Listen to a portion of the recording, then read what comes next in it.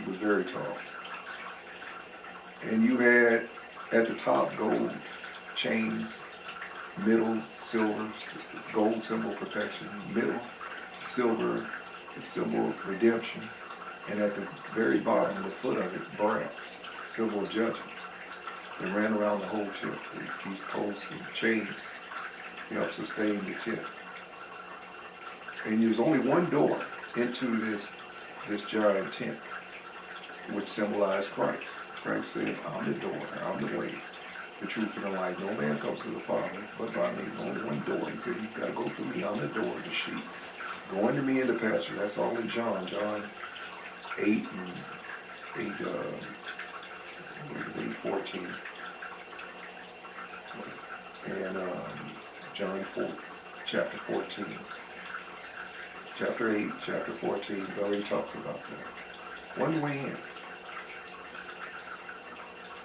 And that's through Christ.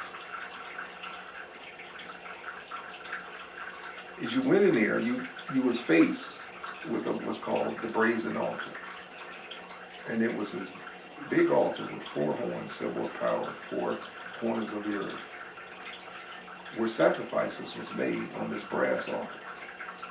Brass is a symbol of judgment. The animals were slain, but I'm focused more on the lamb, which is Christ. Christ is called the lamb, slain from the foundation of the world. On Passover, which the tradition they got from Egypt, when the death angel came out that night to kill the firstborn, those that had the blood of the slain lamb on the doorpost of their door and the mantle, that holds the door together, the beam, the cross beam. They were spared. They formed a cross, actually. Now, a cross is a pagan symbol of Tammuz. They had crosses, aunts, called aunts in Egypt. You can see people on the walls painted wearing crosses. Everybody's wearing crosses. It's not a Christian symbol. Symbol of Tammuz, the sun god. But also in the Bible it says it's a symbol of the tree. Cursed is anyone that hangeth on the tree. And you'll find that. Once again, that's part of the law. Cursed is any man hanging on a tree. That's Deuteronomy 21:23. And also Galatians. We're going to go to Galatians and read that part, 3:13. Like I said, the old is folded in the new, and the new and the old. Now, as you went into this tabernacle, you faced that brazen altar, which symbolizes Christ, the cross. He was crucified outside the inner tabernacle, or the sanctuary, the temple. That's what the brazen one was, in the court of the tabernacle, outside. Christ was crucified in Golgotha, outside the temple of Jerusalem. But as you walked into the sanctuary proper, as you got past the brazen altar. In other words, you had to come through the cross first to get into the sanctuary. You faced what was called the Holy of Holies. And in it you had the 7 golden candlesticks. It was golden, symbolizing the 7 church ages of Christ. 7's the number of completion. He talks about the 7 churches in Revelation. We're the light of the world. The candles, Christ said, we're the light of the world. Us Christians. We're the light of each church age. And then you had in here, you had the table of incense. You know, the altar of incense, symbolizing prayer, going up to God.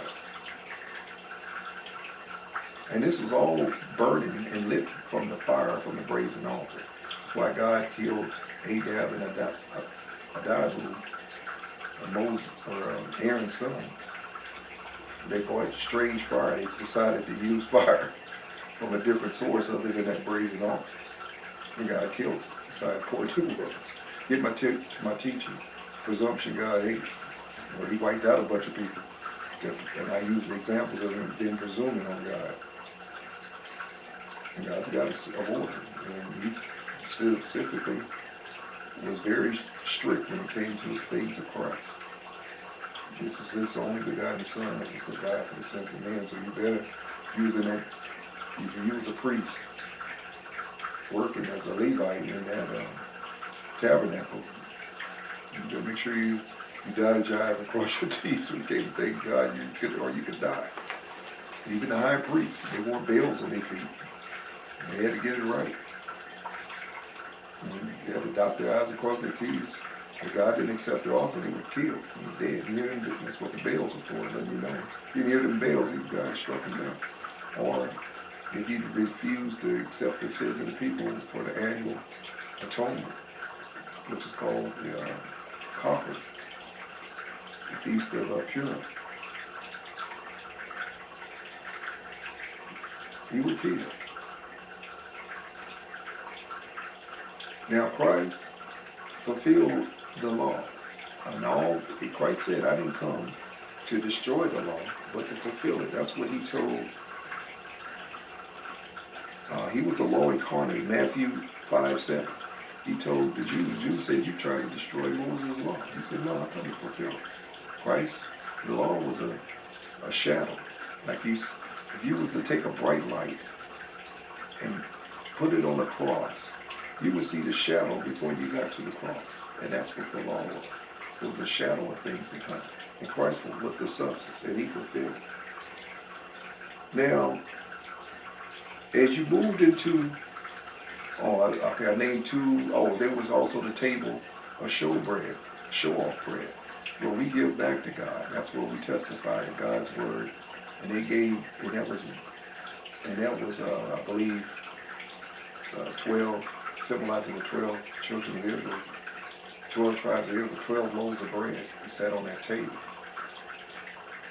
as a symbol of giving back to God. It was a symbol of giving. And it was the same measurement and the same height as the ark. God put that on that level, giving to God. It's our sacrificial giving to God on that level. Christ said in the New Testament, and he gave, everybody's heard of the Great Commission, go ye in all the world and preach the gospel. Christ also gave a commission too. He said, wherever you tell of this gospel, tell of this woman that gave the alabaster box. I gave a teaching on video, the alabaster box. Tell what this woman did. He put that on the same par with what he did for us at Calvary. On the same level. Like I said, the table showbread and the same measurements. Just giving God's way. Now I know the prosperity pimps have exploited that, but the tithes has always been the Lord. First fruits has always been. Give them a teaching. I'm talking about. Look up tithes, first fruit. Always been the Lord. If you're doing it God's way, God's man is teaching it God's way, that's your storehouse where you give. Still part of God's law. A lot of people will be in hellfire fire for robbing God. The man around God. Give him a teaching. I know it's been exploited by the prosperity pimps, the sorcerers, modern day Balaams in the church, the Rufus Glitter tees, the Smiley Saws, and the New Age Balaams have exploited giving in the New Testament and twisted it, and they're serving mammon, not God, and turned God into a giant Vegas slot machine, a genie in a bottle, to cater to man's needs, to give, to get. I get it. It's been perverted, but that's what Satan does. He goes into the holy things of God and pervert them and turn people off to where they think that that's God when it's not. It's Satan. It's an angel light coming in and perverting God's, what he intended to be holy. And giving worship is part of being holy. Worship, shipping word from the old English. Shipping language. Worship. Shipping work. And one of the ways you ship work besides prayer, which he said to do in your closet in secret, all this he said to do in secret anyway. Not to sound the trumpet before you. Giving, prayer, and fasting. Christ is pretty high cotton with God. And you do it in secret. Now, I got on a little side road there, and I'll let you get back. Christ gave his all. He was what you call the burnt offering, which is the highest sacrifice you can give in the law, in the Old Testament. And meant to ascend and for God's pleasure, to please God. That's what the burnt offering is. Now, in Genesis, before I move on too far, let me go to Genesis 8:20. Since we're talking about the burnt offering, which I could show you better than I could tell you. And God remembered Noah, and every living thing, and all the cattle that was with him in the ark. And God made a wind to pass over the earth, and the waters assuaged went away. The fountains of the deep and the windows of heaven were stopped, and the rain from heaven was restrained. Now let me skip on down to 20. And God shut the rain off, the water, and Noah built it an altar. He dried up everything. Noah came off the ark, which they found. The ark is not a bedtime story for you watching me for the first time, not knowing Ron Wyatt discovered the ark in the 90s. It's a thought. It was the late 80s or 90s, but it's a fact. Where God said it was over in Armenia. You can look it up. Ron Wyatt, the ark of the covenant. Even the government in Turkey recognized the ark. It's authentic. And they poured the site off and made it a tourist attraction. But the ark has been discovered. And it's a myriad of other things. That's why I love biblical archaeology. Help me with my faith. To solidify my faith. It's been discovered. Thus saith the word of the Lord is an absolute fact. This book here is 100% accurate history of the book, more than any book on the earth. God said it's a fact. Now, bedtime stories.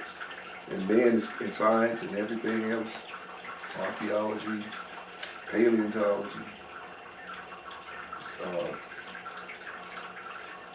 physiology, astronomy, and everything else. All the oddities are catching up to God.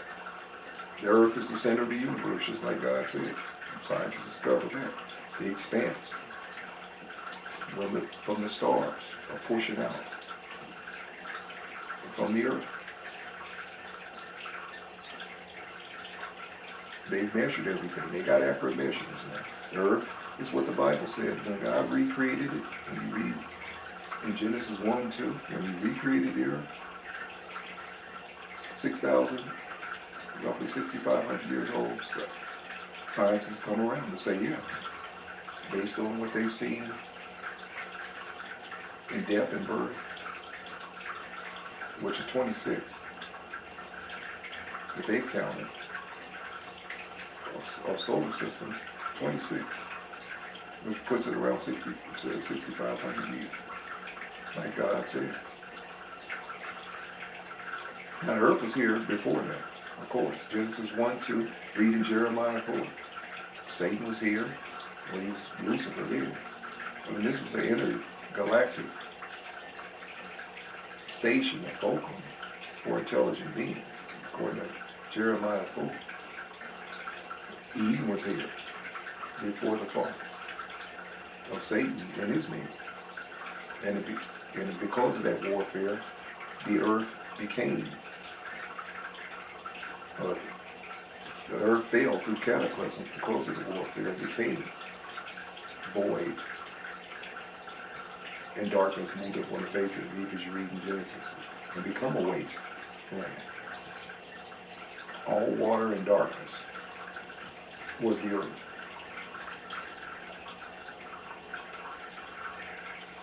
And God brought the earth forth from the water. And it was one giant landmass, just like the Bible said. And when they put their earth together into one big puzzle, is one big landmass that's been fragmented after the flood, of course, like God said. And then you had a sea that was above the sea, a canopy, a sea canopy. Like God said, if you take that amount of water, like a sea above a sea, the earth was a giant greenhouse. There was no such thing as rain. The mist covered the earth It was like a giant greenhouse. That's why everything was big. And you had greater oxygen density. That's why everything was larger and bigger. Including man. Noah was about 8 feet tall, and Adam and all. That's why they live long. The sun is what the gamma rays and alpha rays of the sun is what age ultraviolet rays of the sun. If you got a giant water canopy up there that filters those poisonous rays, that's why people living 800 years, 700 years. Everything was different. Everything was more nutrients in the soil, healthier for you. Bigger. I mean, a tomato was like probably the size of a watermelon. That's why you had dinosaurs. They weren't millions of years ago. They was around then. In Job, it talks about dinosaurs. God created them too. You got dinosaurs in the Bible. That's why when you really get into true science, it actually complements God.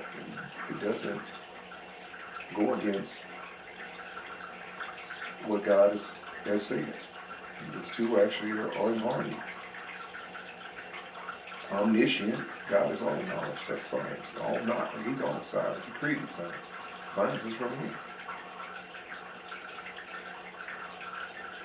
All scientists doing now is scratching their head at how complicated life really is. And it couldn't be no accident. It couldn't be no random chaos that created all this order. No such thing in the universe that had been duplicated already. That's junk science and not even true science.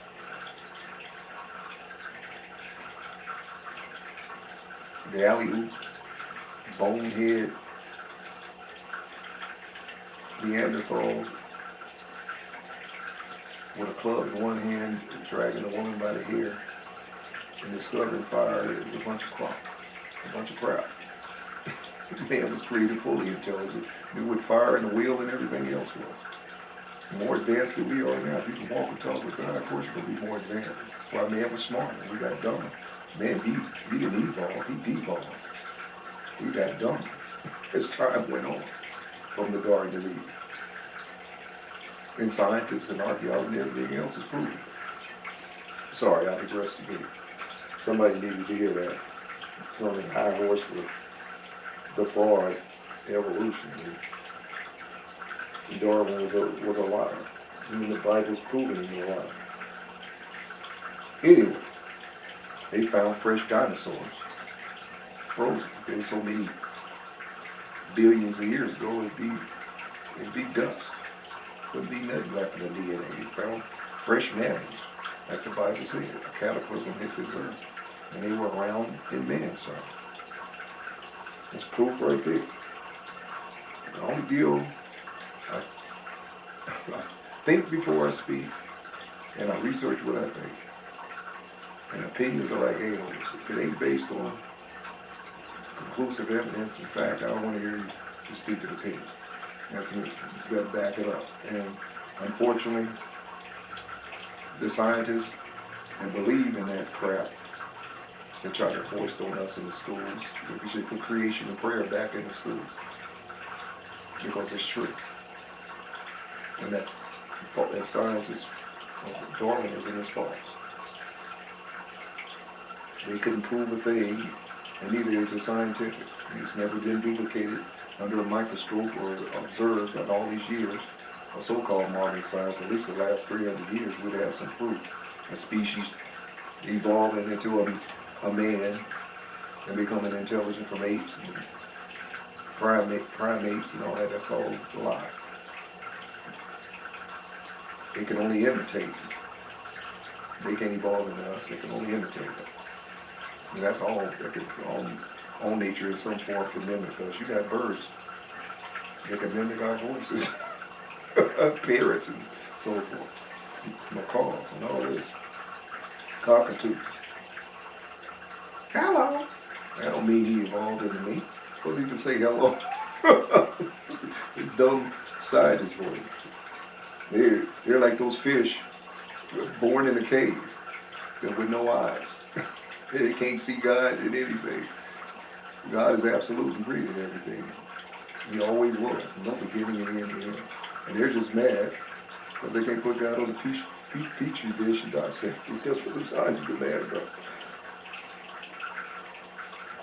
So they're going to have to answer to him in the next life if they don't repent and get it right. You got a lot of scientists that serves Christ and bows to God in this age that we live in now. You still got those hanging on to the ignorant tradition of Darwinism. That's like the blind fish in a cage. You're going to have those types of blind believers are blind, all will fall into the ditch. But the flesh, with the life thereof, DNA has blown those theories out the water. It's too complicated, my friend, to have evolved. It's a computer program. And if you got a computer program, you got to have a computer program, and that's God. And man can't duplicate what God has done, even with his modern science. Just one strand of DNA. You fill all the volumes of books in the library. Just one strand. Libraries around the earth, I should say. Be more specific.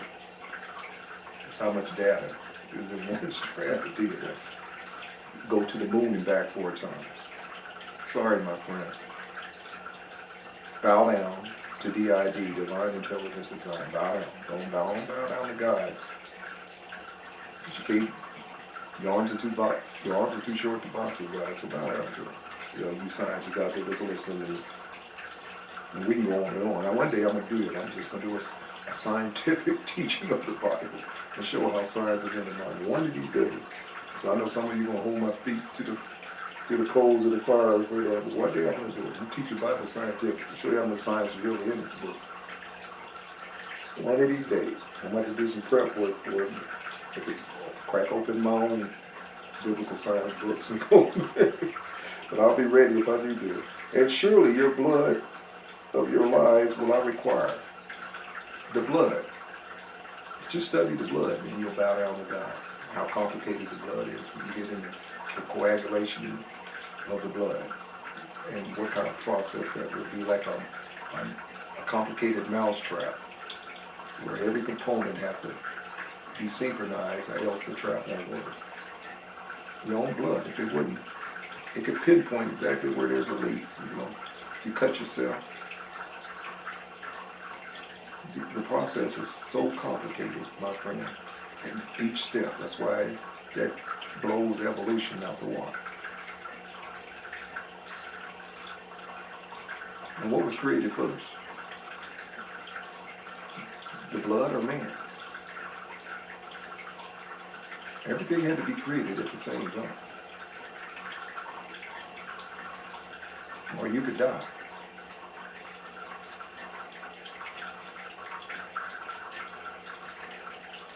The life of the soul resides in the blood. Blood is very, very complicated. The Bible says that. Very complicated. We ain't even talking DNA and RNA. We can get on with coagulation and all the function that the blood does. You could do anything you want in modern science. You can replacing hearts and working on brains and all this. You go on and on and on. Livers, almost any every organ. But you can't live without the blood. The Bible said without shedding the blood, there should be no remission of sins, and the life of the soul resides in the blood. That's why for sin came death, and blood was the price. And man's blood, you can kill 1,000 of us on a hill, on crosses, and it wouldn't amount to a hill of beans. It had to be a certain type of blood that was worth, and that was Christ. You know, they could pay and redeem man with his precious blood. For all our sins and death, and we owe God for falling short and transgressing his law. And surely your blood of your lives will I require at the hand. We're on Genesis 9:5. And surely all the blood of your lives will I require at your hands. The beast will I require it, and at the hand of many. Of the hand of every man's brother will I require the life of man. Whosoever sheddeth man's blood, by man shall his blood be shed. For in the image of God made he man.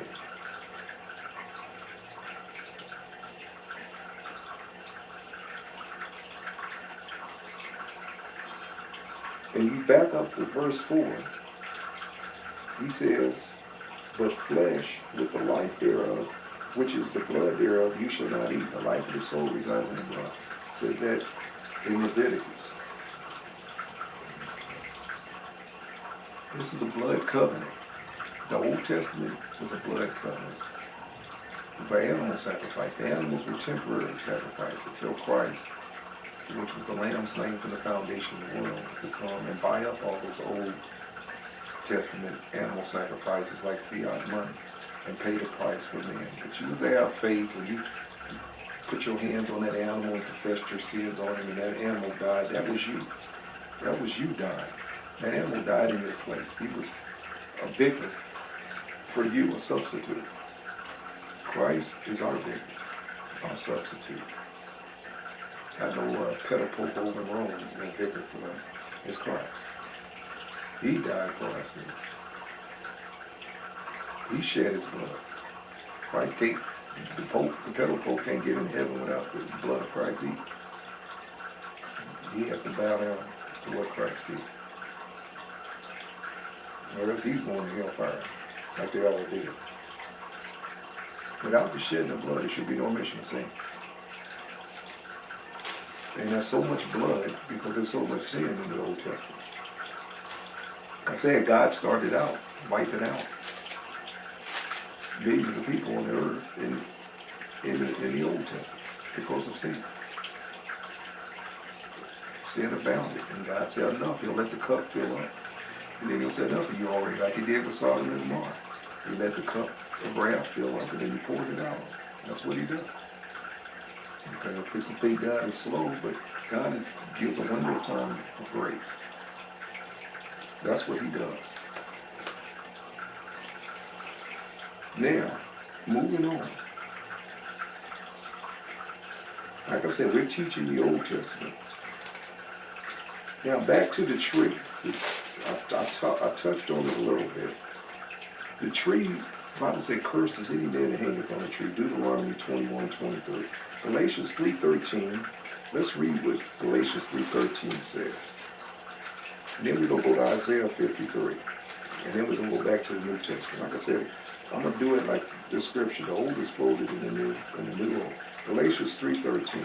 And you got some people trying to drag us back to Mount Sinai, keeping the law, keeping Sabbaths and holy days, and keeping, what they do is cherry pick. They ain't doing the animal sacrifice and all that, which is part of the law. They cherry pick what they think you should keep. But if you enter into that, Bible said curses anyone under the law not to fulfill all the things that's in the law. And that's 613 precepts, including some of the kosher laws, from birth to death. How many of you raise your hand has driven a car and passed by somebody broken down on the side of the road that didn't stop the other? You just violated the law, my friend. Now, I know I've done that a million times, especially these days. And I might be safe, it might be a setup, you get robbed or something. But you violated the law, I violated the law. That's just one example of how we fall short of the law. I'll give you just a hint. There's a myriad of things in the law, including the sins of the spirit and the sins of ignorance. The Bible says in Jeremiah 17:9, the heart is deceitful above all things and desperately wicked. We're all born depraved, alienated from God's law. We've been in our nature called sin. That now we're so alienated from it, we can't even see God's law. It's so far removed from us when you really understand. It's impossible to keep them 613 precepts. Just get you an ankle. If you sat on a seat where a woman was on the rag and had a period, you violated the law. How many of you've done that? Men and women. I mean, I can go on, you know. We fall short of God's perfection is in thought and deed. How many of you men have looked at a woman and said, ooh, wee, I like to hit that? Raise your hand. Just be honest with yourself. Or vice versa with the women. You violated God's law. How many of you hated somebody? I know I have a bunch of times, especially those cutting you off on the freeway. I'm guilty of murder. You ate in your heart. Christ said you're guilty of murder. That's what Christ said. Told me it starts in the heart. The heart is deceitful and desperately wicked. It's how far you off. You try to return. And all you do is, all the flesh does, they try to keep the law, is make a bunch of lying, phony hypocrites out of you, like the Pharisees, Sadducees, and scribes in Jesus' day. And you're blind to it, but everybody else can see, especially us sinners, that you're faking from it. It's all the creed, it's hypocrisy. Him teaching, thou hypocrite. That's what the law does. I did a lot of teaching on the law, but living on to return to Mount Sinai. Now, we're going to read in Galatians 3:13. Like I said, the tree was cursed. And a lot of people say, well, he was hung on a real, no, he wasn't. He was hung on a cross, like the Bible says, he bore his cross. It was a cross. The cross comes from wood, which is the tree. He wasn't on no real tree. He didn't pick up a root of a tree and carry it, he carried a cross. But the cross symbolized Tammuz, the sun god. That's what the Romans were doing. They were sacrificing you to their sun god when they put you on that cross. They worshiped the sun god, S-U-N, which was Tammuz. And they have various names throughout all the cultures. You know, but it's still the same satanic trinity. Nimrod, his mother, that he through incest married, which was Semiramis. And Nimrod had died, but she claimed that she had an affair and claimed that it was a miraculous birth by a sun being, and that produced Tammuz. There's the revised sun god, the revised Nimrod. That's the satanic trinity, the ancient occult. Give my teaching, the ancient occult, synagogue of Satan. Look it up. When I go into detail on the ancient occult and how it's mutated into the occult of today. It's still the same old occult.